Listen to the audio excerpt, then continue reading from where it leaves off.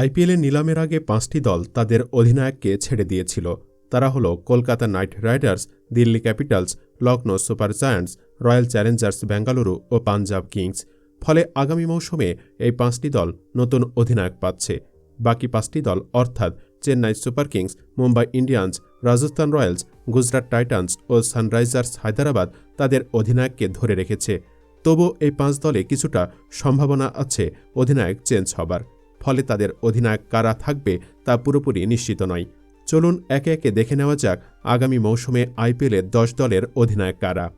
Number ১, Kolkata Knight Riders. এবারে নিলামের আগে শ্রেয়াস আয়ারকে ছেড়ে দিয়েছিল কেকেআর। গতবার দলকে চ্যাম্পিয়ন করা অধিনায়ককে ছেড়ে কলকাতা বুঝিয়ে দিয়েছিল যে এবার নতুন কাউকে দায়িত্ব দিতে চায় তারা। যদিও আয়ারকে ছেড়ে দেওয়ার বিষয়ে চরম সমালোচনা হয়েছে সামাজিক যোগাযোগ মাধ্যমে। নিলামে বেন কার্টিস আয়ারকে ২৩,৭৫,০০,০০০ টাকায় কিনেছে কেকেআর। তার থেকে কম টাকায় লোকেশ রাহুলের মতো অধিনায়ককে তারা কিনতে পারত, কিন্তু সেটা তারা করেনি। আইপিএলে বেন কার্টিস কেকেআরের হয়ে প্রথম থেকে খেলছেন। ২ বছর আগে শ্রেয়াস চোট পাওয়ায় যখন নীতিশ রানাকে অধিনায়ক করা হয়েছিল তখন বেন কার্টিস ছিলেন সহ অধিনায়ক।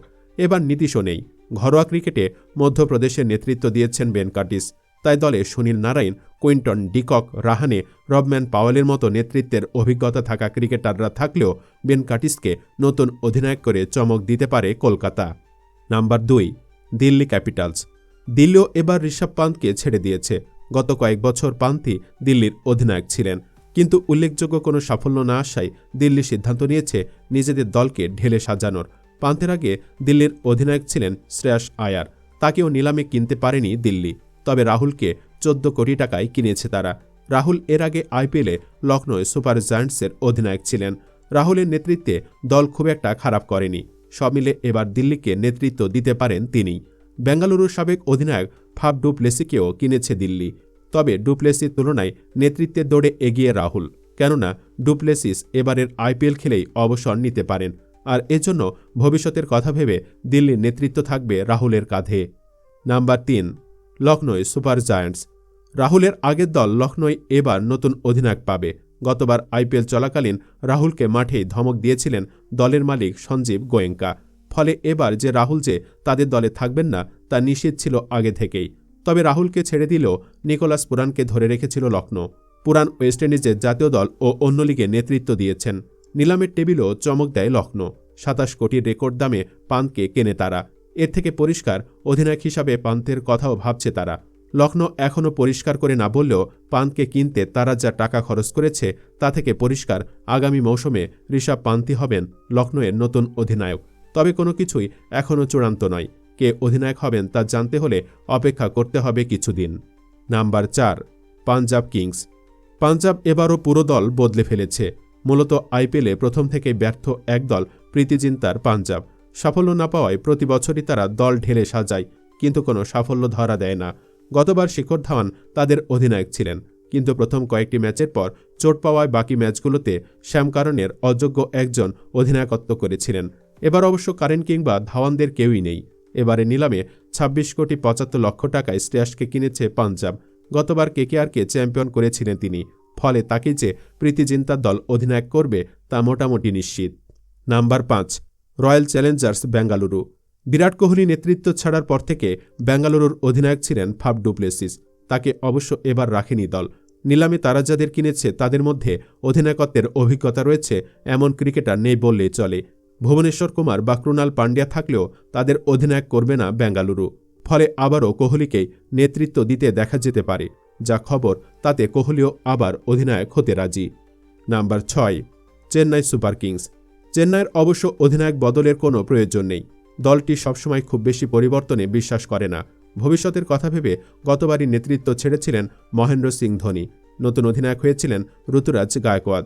তাকে এবারও ধরে রেখেছে চেন্নাই। গতবারই ধোনি ও চেন্নাইয়ের কর্তারা জানিয়েছিলেন গায়কোয়াদের ওপর ভরসা রাখছেন তারা। চেন্নাই এমন একটা দল যারা দীর্ঘকালীন পরিকল্পনা করে। গায়কোয়াদ এখনও তরুণ ক্রিকেটার। এরই মধ্যে ভারতীয় দলেরও অধিনায়কত্ব করার অভিজ্ঞতা রয়েছে তার। ফলে এবারও তিনি চেন্নাইয়ের অধিনায়ক থাকবেন তা নিশ্চিত। Number ৭, Mumbai Indians. অধিনায়ক বদল নিয়ে গতবার সবচেয়ে বড় চমক দিয়েছিল মুম্বাই ইন্ডিয়ান্স। ভারতীয় দলের অধিনায়ক রোহিত শর্মাকে সরিয়ে দিয়েছিল তারা। বদলে গুজরাট থেকে কিনে হার্দিক পান্ডিয়াকে অধিনায়ক করা হয়েছিল। এই সিদ্ধান্ত মুম্বাইয়ের সমর্থকদের একটা অংশ মানতে পারেনি। তাছাড়া দলের মধ্যেও ভাঙ্গন ধরেছিল। পান্ডিয়ার সাথে রোহিতের দ্বন্দ্ব প্রকাশ্যেও দেখা গিয়েছিল। তার ফলে গতবার মুখ থুবড়ে পড়েছিল মুম্বাই। এবারও হার্দিককে রেখেছে তারা, রয়েছেন রোহিতও। পাশাপাশি ভারতের এখনকার টি-20 অধিনায়ক সূর্যকুমার যাদবও রয়েছেন দলে। ফলে অধিনায়ক কে হবেন তা নিয়ে নানা রকম জল্পনা চলছে। তবে যা খবর তাতে সিদ্ধান্ত নিয়ে ফেলেছে 5 বারের IPL জয়ী দল। ভারতের সাবেক ও বর্তমান অধিনায়ক থাকলেও হার্দিকের হাতেই থাকবে মুম্বাইয়ের নেতৃত্ব।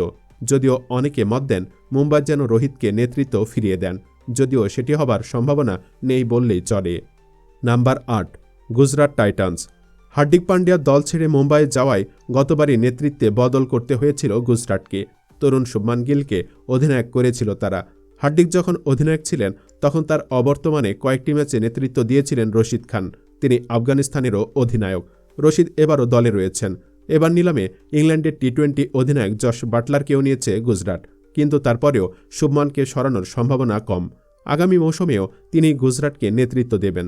তার অবর্তমানে অধিনায়কত্ব উঠতে পারে রশিদ খানের কাঁধে। Number 9, Rajasthan Royals. অধিনায়কত্ব নিয়ে রাজস্থানেও কোনো সমস্যা নেই। গত কয়েক বছর ধরে রাজস্থানের অধিনায়ক সঞ্জু স্যামসন। দল ধারাবাহিকভাবে ভালো খেলেছে, প্লে অফে উঠেছে। এখন ভারতের টি-20 দলেও নিয়মিত খেলছেন স্যামসন। ফর্মও বেশ ভালো। তাকে ধরে রেখে রাজস্থান স্পষ্ট বার্তা দিয়েছে যে সঞ্জুই আগামী মৌসুমে তাদের অধিনায়ক। Number 10, Sunrisers Hyderabad. এইডেন মার্করামকে সরিয়ে গতবারই প্যাট কামিন্সকে অধিনায়ক করেছিল হায়দরাবাদ। তার নেতৃত্বে দল ফাইনালও খেলেছিল। কামিন্স নিজেও দুর্দান্ত কিছু পারফর্ম করে দলে চরম অবদান রেখেছেন। এবারও কামিন্স রয়েছে তাদের দলে। তিনি ছাড়া এমন কোনো বড় নাম নেই যার নেতৃত্ব দেওয়ার অভিজ্ঞতা আছে। ফলে অস্ট্রেলিয়ার অধিনায়কই যে আগামী সিজনে হায়দরাবাদের অধিনায়ক থাকবেন তা শতভাগ নিশ্চিত। উল্লেখ্য, IPL-এর পরবর্তী 3 মৌসুমের তারিখ প্রকাশ করা হয়েছে। 2025 IPL 14 মার্চ থেকে শুরু হবে। টুর্নামেন্টের ফাইনাল ম্যাচটি অনুষ্ঠিত হবে 25 মে। 2026 সালে IPL সিজন 15 মার্চ থেকে শুরু হওয়ার কথা।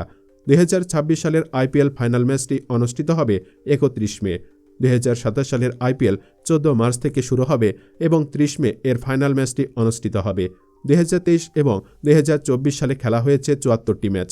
2025 এবং 2026 সালের প্রতিটি সিজনে 84টি ম্যাচ খেলা হবে এবং চূড়ান্ত বছর অর্থাৎ 2027 সালে খেলা হবে সর্বাধিক 94টি ম্যাচ। ইতোমধ্যে IPL-এ নিলাম সম্পন্ন হয়েছে। এবার নিলামে অংশ নিয়েছিলেন মোট 574 জন ক্রিকেটার। বাংলাদেশ থেকেও ছিলেন 5 জনের মতো, কিন্তু তাদের কাউকেই কেনেনি কোনো দল।